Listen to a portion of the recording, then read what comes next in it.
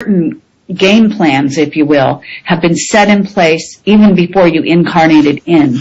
And in other words, there may be a certain level of destruction, a certain level, but there may be a remnant saved out, there may be a remnant ascend, or if you want to call it ascension, there may be a remnant of civilizations left, and the amount of that is dependent on how much we're consciously in opposition to the negative scenarios. Well, there's also the ETs that are on the positive side that have been absolutely behind the scenes working with the high consciousness that is now happening on the planet, certain incarnations of children, the gifted children as well, at this time, this juncture, is helping to raise the level of awareness of the DNA, basically activating the DNA in individuals, and that's what meditation can do for you, and also so when you're meditating, you're actually helping the planet, believe it or not. And so we're actually moving in that direction where we're going to begin to co-create a different kind of future. From what I understand, one of my most recent interviews was with Ashiana Dean, who wrote the Voyager books.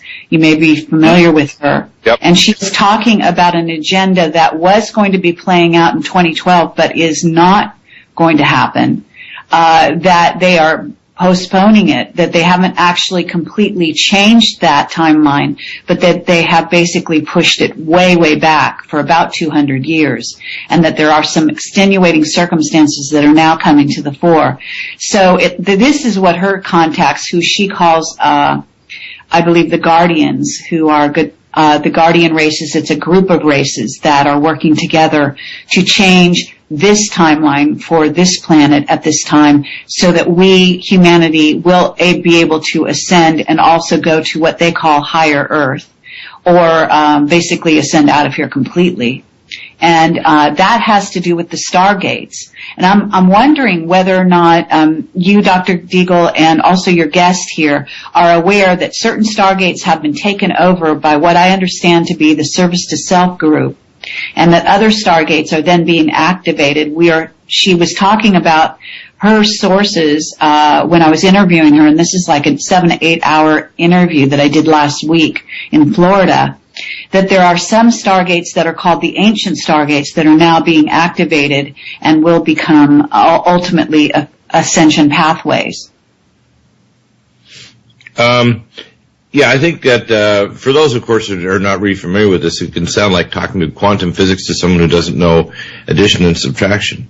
There's different kinds of gates, if you want to call it, call interdimensional gates. For example, the simplest one is the gate, or if you want to call it, between the physical body and the soul or mind, which exists in a higher dimensional plane. There's also parallel realities. For example, when we talk about dark matter, it's actually just the collective, gates to our time space connecting us with a parallel dimension. So most of the mass of the universe is actually connections with the parallel universes, where, matter appears and energy appears that literally jumps into the void. So our world is actually a manifestation of a higher reality. So that when we talk about, how does mankind with a complexity come about with a brain that's already a quantum computer, and all the living things on the earth and all of the unimaginable complexity, the negentropy, or the order that's imprinted. As I mentioned before, we have Robert Felix on the program. He'll be back on Monday. His book, Magnetic Reversals and Evolutionary Leaps, it's when the magnetic field is down that there's really a download of this higher dimensional reality into the DNA of the creatures. So there's leaps, if you want to call it, in the recreation of those life forms. There's this level of destruction occurring at the same time, so a lot of species and so on die off, but there's also leaps forward into a new type of aeon or eon. And I think these periodic shifts are what we see imprinted in the Mayan calendar and in other ancient societies. Unfortunately, the elite groups have taken the point of view of they're going to be the keepers of civilization, and their version of reality is all accounts, that they don't want alternative pathways of survival. So they're not preparing the population. Yes, Carrie, are you there? Yeah, I am here. Okay, are we still live on the radio and ArgusoogRadio? Yes, I believe we are. Wonderful. I'd like to hear your response, because I try not to get too technical, because a lot of people don't understand what is a Stargate. They don't really, they probably watch like Stargate on the Sci-Fi Channel, and they see people kind of going through what looks like a membrane to another world. But they don't really understand what we're talking about with a Stargate. Well, that's true. I have been talking in depth with Ashi Ahmadine about this, and from what I understand, we're also talking about something that if your DNA is not tuned, and you could walk right by a Stargate and never know it. That's just how it works. And on the other hand, if you do have the activated and required, and there are levels of DNA strands that must be activated for you to enter a Stargate. And the alternative is if you do enter the Stargate and you do attempt to go somewhere through it, it's like a portal, you can self-destruct, at least your physical body in that instance. And there are going to be activations. There are activations at this time, but apparently all of this peaks during 2012, and that's the real sort of in other words, well, because a lot of people think that 2012 is going to be something very specific, and it's not quite like that. It's a lot more esoteric. Yeah, exactly. In other words, the 2012 incident is really not like a solar mass ejection or a pole shift. It's more of a spiritual, hyperdimensional, consciousness transformational issue rather than a physical point in time where a physical event happens. There's been a bunch of physical events, and they'll continue to increase, but the real 2012 issue is more of a change in the nature of mankind and consciousness.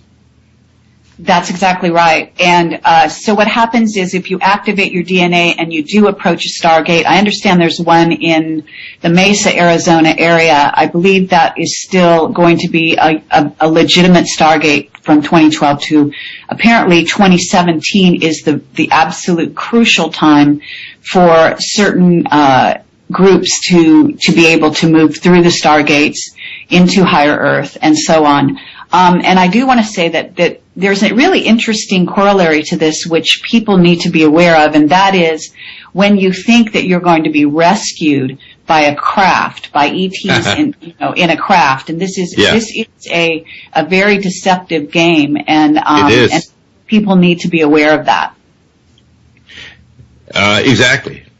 And so why don't you speak to that, because I'd love to hear. I agree. Yeah, Jeff, your comment on that, because I agree. I think that this idea that they think that there's going to be, the Andromedans land on the front lawn of the White House, when in fact, all the contacts, including the ones that I've had and others, have been more on a hyperdimensional spiritual level rather than the physical. And those who have had physical contact, a lot of time, it's quite deceptive. And it may be setting people up for a great fall. In fact, most of the craft out there, and even there's an artificial deceptive plan which has been in operation for decades, and I talked to George Green about this several years ago, to fool people about an artificial ET kind of rescue as part of their globalist plan. Your comments, Jeff? Yeah, clearly that's if some ETs landed or something that was put on Fox News or CNN, the first thing to do is think that it's put on those. Let's get back to Professor Grupp and Carrie Cassidy. Professor Grupp, you had some comments about this, quote, false ET rescue plan. People need to realize we have it right from the FEMA manuals, which we're going to post up, a 400-page manual that I'm getting with through John Moore and his contacts. They do mention don't get between the Earth and any ET craft. I mean, that's right in the FEMA manual.